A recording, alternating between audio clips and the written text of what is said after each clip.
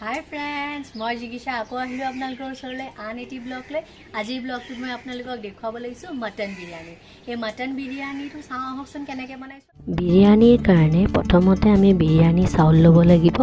আৰু এই চাউলখিনি আমি ভালকে ধুই পানীত তিয়াই ৰাখিব লাগিব আৰু ডেক্সিত আমি পানী বহুৱাই দিব লাগিব আৰু এয়া গোটা মছলাসমূহ দিব লাগিব গোটা মছলাত থাকিব তেজপাত লং ইলাচি দালচিনি ষ্টাৰ এনিছ আৰু জিৰা এতিয়া আমি ডেক্সিত বহুৱা পানীখিনিত এই গোটা মছলাসমূহ দি দিম আৰু এতিয়া ইয়াতে অকমান তেলো দি দিম তেলখিনি দি ভালকে লৰাই যেতিয়া অকমান বইল হৈ যাব তেতিয়া ভিজাই থোৱা চাউলখিনি আমি এই পানীখিনি দি দিব লাগিব আৰু ভালকৈ লৰাই চাব লাগিব চাউলখিনি সিদ্ধ হোৱালে তাক হ'ব দিব লাগিব যেতিয়া আমাৰ চাউলখিনি সিদ্ধ হ'ব তেতিয়া আমি খৰাহি এটাত এনেকৈ পানীখিনি পেলাই চাউলখিনি ৰাখিব লাগিব এতিয়া মিক্সিত আমি আদা নহৰু পেষ্ট কৰি ল'লোঁ আৰু এটা পাত্ৰত আমি এতিয়া ইয়াত দৈ ল'লোঁ ইয়াত আদা নহৰু পেষ্ট দিম ইয়াত আমি জিৰা দিম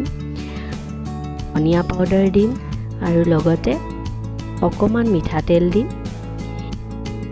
আৰু লাল মিৰ্চ পাউডাৰ দিম আৰু ইয়াত আমি দিম মাংসখিনি ছাগলী মাংসখিনি আৰু ছাগলী মাংসখিনি আমি ইয়াত দি ভালকৈ সানি ল'ব লাগিব আৰু আমি ছাগলী মাংসৰ কাৰণে ইয়াত পিঁয়াজ পেষ্ট কৰি ল'লোঁ এতিয়া আমি কেৰাহীত তেল দিলোঁ আৰু এই তেলত আমি মিহিকৈ কাটি লোৱা পিঁয়াজসমূহ দিম যিখিনি আমাক বিৰিয়ানীত লাগিব আৰু এই পিঁয়াজখিনি ক্ৰিস্পি হোৱালে আমি ধুনীয়াকৈ ভাজিব লাগিব এয়া দেখিলে দিলোঁ ইয়াত ফ্ৰেণ্ডছ আপোনালোকে এই ভিডিঅ'টো ভাল পালে লাইক শ্বেয়াৰ ছাবস্ক্ৰাইব কৰিব কমেণ্ট দিব আৰু আগতেও মোৰ ভিডিঅ' চাই থাকিব বুলি আশা ৰাখিলোঁ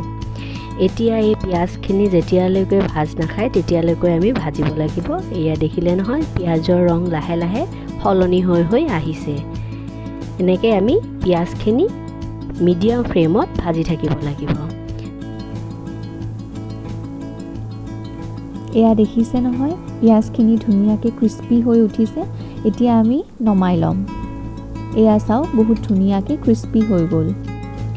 এতিয়া আমি কেৰাহীত তেল দিম তেজপাত দিম গোটা জিৰা দিম তাৰ লগতে আদা আৰু নহৰুৰ পেষ্টখিনি দি ভালকৈ লৰাই ল'ম এইখিনি যাতে ভালকৈ ভাজ খায় তেনেকৈ আমি ভাজি ল'ব লাগিব আদা নহৰুৰ গোন্ধটো যোৱালে তাৰপিছত আমি ইয়াত হালধি নিমখ দিব লাগিব তাৰপিছত আকৌ এই বস্তুখিনি আমি ভালকৈ লৰাই ইয়াত আমি পিঁয়াজৰ পেষ্টখিনি দিম এয়া পিঁয়াজৰ পেষ্টখিনি দিলোঁ আৰু এই পেষ্টখিনি এতিয়া আমি ভালকৈ লৰাই ল'ব লাগিব যাতে মছলাটো খুব ভালকৈ ভাজ খায় এই মছলাখিনিৰ তেল ওলোৱালৈ আমি ভাজি ল'ম তাৰ পাছত মই মেৰিনেট কৰি থোৱা এই মটনখিনি দি দিলোঁ এতিয়া মটনখিনিৰ সৈতে এই মছলাখিনি আমি খুব ভালকৈ লৰাই ল'ব লাগিব আৰু মছলাখিনি আৰু মাংসখিনি অলপ তেল যেতিয়া ওলাব তেতিয়ালৈ আপোনালোকে ভাজিব যিহেতু এইখিনি ছাগলী মাংস সেইকাৰণে এইখিনি আমি কুকাৰত দিম যদি আপোনালোকে চিকেন বিৰিয়ানী বনায় তেতিয়াহ'লে কুকাৰত নিদি কেৰাহীতে সিদ্ধ কৰিব পাৰিব আৰু আমাক বিৰিয়ানীত ধনিয়া আৰু পদিনাৰ পাতো লাগিব আৰু এয়া ডেক্সিত মই এতিয়া অকণমান ঘি সানি ল'লোঁ প্ৰথমতে ইয়াত আমি মটনখিনি দি দিলোঁ মটনখিনি দিয়া হোৱাৰ পিছত ভালকৈ ইয়াত আমি যিখিনি চাউল খৰাহিত থৈছিলোঁ সেই চাউলখিনিয়ে মটনৰ ওপৰত আমি দিব লাগিব দিয়াৰ পিছত অকণমান নিমখ দি দিব সোৱাদ অনুসৰি তাৰপিছত আমি ভাজি থোৱা ইয়াত পিঁয়াজসমূহ দি দিলোঁ ধনিয়া পদিনা যিখিনি লাগিব সেয়া অকণমান ইয়াৰ ওপৰত ছটিয়াই দিব আকৌ আমি মাংসৰ যিটো তৰকাৰী আছিল সেইখিনি দি দিলোঁ তাৰপিছত আকৌ আমি ইয়াত চাউলখিনি দিম এনেকৈ এটা এটা লেয়াৰকৈ দিলে ভাল লাগে আপোনালোকে যেনেকৈ লেয়াৰ দিব খোজে তেনেকৈ দিব পাৰিব তাৰপিছত আমি ইয়াত ঘি আৰু ধনিয়া পদিনাৰ পাত দি দিলোঁ আৰু মই ইয়াত কণীও এড কৰিছোঁ সেই কণীখিনি মই প্ৰথমতে বইল কৰি ফ্ৰাই কৰি লৈছিলোঁ সেইখিনি মই দিম ইয়াত এয়া আকৌ ভজা পিঁয়াজখিনি দি দিলোঁ তাৰপাছত এয়া বইল কৰি ভজা কণীখিনিও মই ইয়াত দি দিলোঁ আকৌ অকণমান ওপৰত নিমখ দি এয়া মই কেওৰা জল দি দিছোঁ তাৰপিছত এই গোটেই প্ৰচেছটো হোৱাৰ পিছত আপোনালোকে গেছত এখন টাৱা গৰম কৰিব প্ৰথমতে, আৰু টাৱাখন যেতিয়া গৰম হ'ব তেতিয়া ডেক্সিটো বহুৱাই ইয়াত ঢাকনি লগাই আপোনালোকে ফ্লেমটো ল'ত ৰাখিব